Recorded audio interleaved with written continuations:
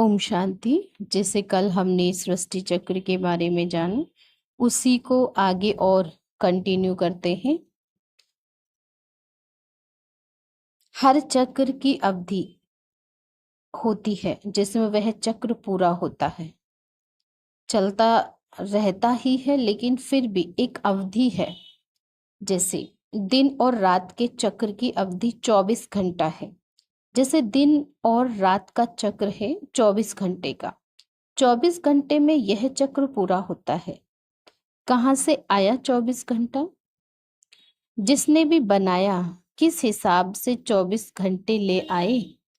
कभी हमने प्रश्न पूछा यह 24 घंटे कहाँ से आए? 60 सेकंड का 1 मिनट और 60 मिनट का 1 घंटा। 60 क्यों फिगर ले आए? 100 सेकंड का 1 मिनट बनाते तो नहीं चलता था, चल सकता था। 100 मिनट का 1 घंटा बनाते तो नहीं चलता था, चलता था। लेकिन कभी हमने प्रश्न नहीं पूछा, उसको स्वीकार कर लिया। किसी ने कहा 60 सेकंड का 1 मिनट, हाँ ठीक है। 60 मिनट का 1 घंटा, हाँ ठीक है। 24 घंटे का यह चक्र है, हाँ ठीक है। No argument, no question. साल के चक्र की अवधि 365 दिन।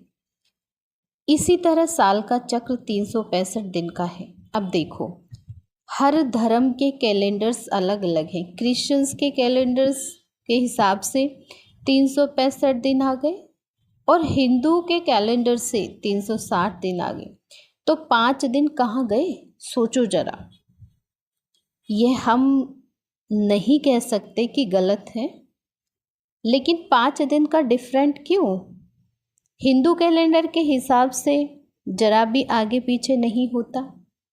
दुनिया का कारोबार चलाने के लिए इंग्लिश कैलेंडर को मानते हैं और त्यौहार मनाने के लिए हिंदी कैलेंडर को मानते हैं। दोनों कैलेंडर को एक्सेप्ट किया, लेकिन 5 दिन का डिफरेंस है। इस पर हमने कभी सवाल नहीं किया। हिंदू कैलेंडर भी प्राचीन विज्ञान के अनुसार बना हुआ है, स्वीकार किया है। अब देखिए, काल चक्र की अवधि 5000 वर्ष। इसी तरह काल चक्र भी नित्य चलता है, इसकी भी एक अवधि है 5000 वर्ष। काल चक्र की अवधि 5000 वर्ष, यह ईश्वर द्वारा बताया हुआ रहस्य है। परंतु इस काल चक्र की अवधि को 5000 साल सुनते ही पूछते हैं किसने कहा है? ये 5000 का है। 24 घंटे हैं, यह वास्तविक है। अगर तुम्हें मानना है तो मानो, अपने जीवन को सुव्यवस्थित कर लेंगे। नहीं मानते हैं तो उसका प्रॉब्लम है, वह अपने जीवन को सेट नहीं कर पाएगा अगर स्वीकार नहीं किया। तो इसलिए स्वीकार कर लेते हैं। लेकिन 5000 वर्ष का काल चक्र है, कहाँ लिखा हुआ है? कौन से शास्त्र में बताया है? ये हमने नहीं मानते, ये चक्र को हम नहीं मानते हैं, हम नहीं जानते। तो लोग क्या कहेंगे? क्या कहेंगे? तो ये सभी क्वेश्चंस आते रहते हैं। इसी तरह कोई कहे 5 साल को मैं नहीं मानता, तो नहीं मानो। किसने कहा मानो? ये आपके ऊपर है, ये आपके ऊपर है। ये भगवान का बताया हुआ रहस्य है। प्रूफ नहीं होते भगवान के रहस्य, समय आने पर अपने आप ही वो प्रूफ हो जाते हैं।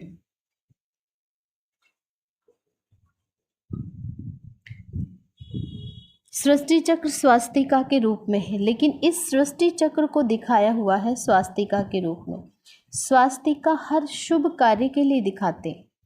भारतवासियों में इसकी बहुत बड़ी मान्यता है कि यह शुभ का चिन्ह है। लेकिन अगर कोई सवाल पूछे यही शुभ का चिन्ह क्यों, ऐसे कोई उल्टा निकाल दे तो कहेंगे कि यह उल्टा है, इसे मिटा दो, सीधा करो। इसको ही उल्टा माना गया।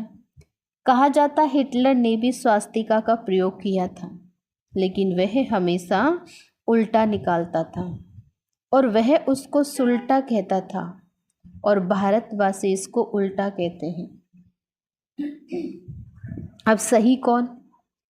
भारतवासी क्या कहते हैं कि उसने उल्टा निकाला, इसलिए उसका सत्यानाश हुआ, इसलिए यह सुलटा है। अब यह तो कोई लॉजिक नहीं हुआ, इसलिए यह सुलटा है। लेकिन इसके पीछे भी एक अर्थ है। स्वास्तिका शब्द का अर्थ, स्वास्तिका शब्द दो शब्दों से बना है, सु और अस्ति। सु यानी शुभ, अस्ति माना जो है, जो सदा ही शुभ है, इसलिए उसको शुभ का चिन्ह कहते हैं। श्री गणेश भी इसको कहते हैं। यह शुभ का चिन्ह कैसे है? गीता के महावाक्य में एक महावाक्य है जो कई घरों में लगाते हैं। जब भगवान ने अर्जुन को कहा, हे अर्जुन, जो हुआ अच्छा, जो हो रहा है वह भी अच्छा, और जो होने वाला है वह भी अच्छा है, इसलिए तुम निश्चिंत रहो, तुम चिंता नहीं करो। इसलिए कई लोग इस महावाक्य को घर में लगाते हैं, क्योंकि आजकल सारी चिंताओं का कारण यह है कि हम इस महावाक्य को भूल जाते हैं कि इस काल चक्र के अंदर कुछ भी अशुभ नहीं है, जो होता है वो शुभ ही शुभ होता है। अच्छा, एक कहानी है, एक राजा और मंत्री जी जो जंगल में शिकार खेलने जाते हैं। राजा जंगल में शिकार खेलने गया, शिकार खेलते खेलते उसकी उंगली कट गई। जब उंगली कट गई तो उसका एक मंत्री साथ में था। मंत्री बड़ा होशियार था, बड़ा ज्ञानी था, इसलिए मंत्री ने कह दिया, जो हुआ अच्छा हुआ। अब राजा महाज्ञानी था, इसलिए इस रहस्य को समझ नहीं पाया। उसको गुस्सा आ गया, अरे मेरी उंगली कट गई, इतना खून बह रहा है, और तुम कहता है जो हुआ अच्छा है, क्या अच्छा है? बड़ा गुस्सा आया और जेल में डाल दिया। उसने सिपाही को कहा, ले जाओ इसको, मुझे इसको नहीं देखना। ले गए उसको, राजा अकेला ले गए उसको। राजा अकेला जंगल में रह गया। जंगली लोगों ने उसको पकड़ लिया और उसे बलि चढ़ाने के लिए ले जा रहे थे। लेकिन जब वह देवी को बलि चढ़ाने ले जा रहे थे तो पंडित ने देखा इसकी उंगली नहीं है, तो कहा कि यह खंडित बलि है, पूरा अंग नहीं है, एक अंग कटा हुआ है, देवी खुश नहीं होगी, यह बलि देने से और ही मुसीबत आ जाएगी, छोड़ दो उसको। तब राजा को छोड़ दिया। तब राजा को ज्ञान हुआ कि मंत्री की बातें बड़ी ज्ञान युक्त थी। मैं उस ज्ञान के रहस्य को समझ नहीं पाया। जाते ही उसने अपने मंत्री को छुड़ा दिया। माफ़ करना, मैं तेरी ज्ञान युक्त बातों को, विवेकपूर्ण बातों को समझ नहीं पाया। मेरे से गलती हो गई जो तुमको इतनी सजा दी, कष्ट दिया। उसने कहा, नहीं राजा, आपने मुझे कोई कष्ट नहीं दिया, जो हुआ अच्छा हुआ। उसमें क्या अच्छा हुआ भाई? मैंने तुमको इतना कष्ट दिया। मंत्री ने कहा, अगर आप मुझे जेल में नहीं भेजते तो जंगली लोग मुझे पकड़ लेते और मेरी बलि चढ़ा देते। इसलिए कहा कि जो हुआ अच्छा हुआ। जब इसका प्रैक्टिकल एप्लीकेशन हम अपनी लाइफ में नहीं कर पाते तो कितना टेंशन हो जाता है, चिड़चिड़ापन भी आता है, गुस्सा भी आता है उसी को लेकर। तो ये सारी चीज़ें बहुत सोचने की हैं। स्वास्तिका का हाथ राइट हैंड से शुरू होता है। दूसरी बात यह, स्वास्तिका जो हाथ है राइट हैंड से शुरू होता है। राइट माना राइटियस, शुभ कार्य हमेशा राइट हैंड से किया जाता है।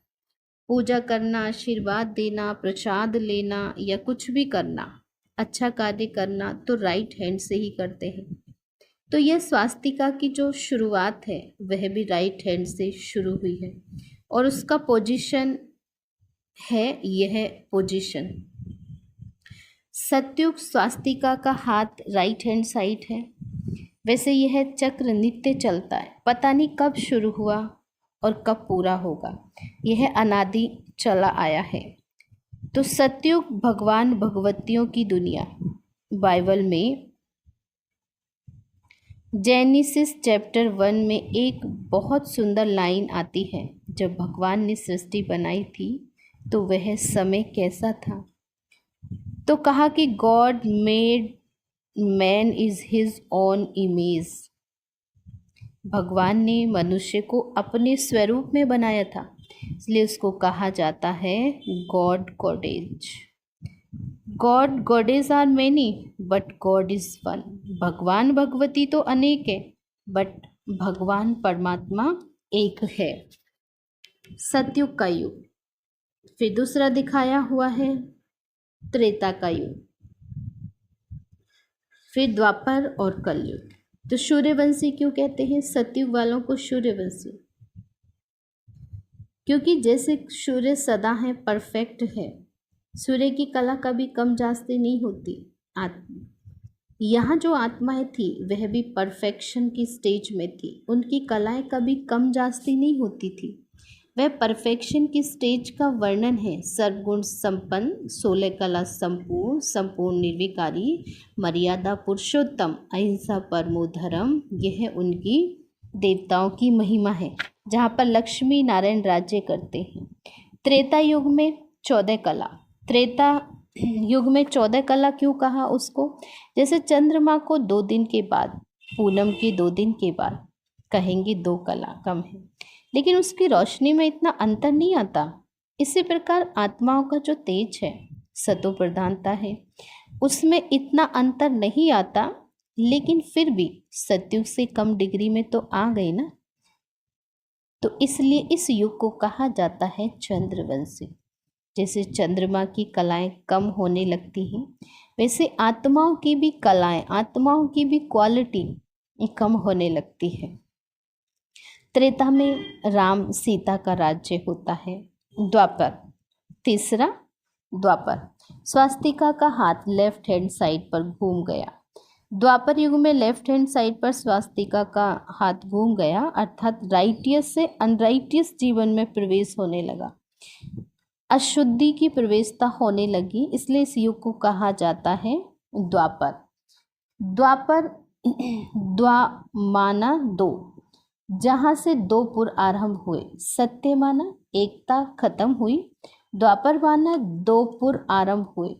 जो अनराइटियसनेस था वह समय बीत गया, राइटियस व अनराइटियस दोनों साथ साथ चलने लगे, इसलिए 2 पुर हो गए। क्योंकि कुछ संस्कार तो राइटियस के वह भी चल रहा था, लेकिन कुछ अनराइटियस की जो प्रवेशता हुई वह भी आरंभ हो गई।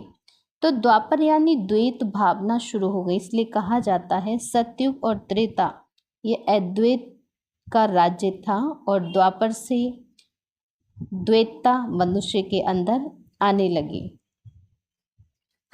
अब चौथा युग आता है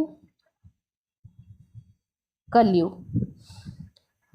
तो कलयुग से पहले द्वापर में कुछ धर्म पिताएं आने शुरू होते। द्वापर में इब्राहिम, बौद्ध, क्राइस्ट, इन 3 धर्म पिताओं का आगमन होता है।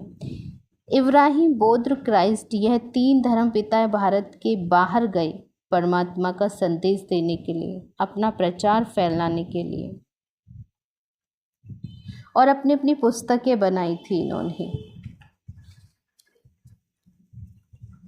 अच्छा, ओम शांति। आज अभी हम इतना ही करते हैं, कल फिर इसको और कंटिन्यू करेंगे।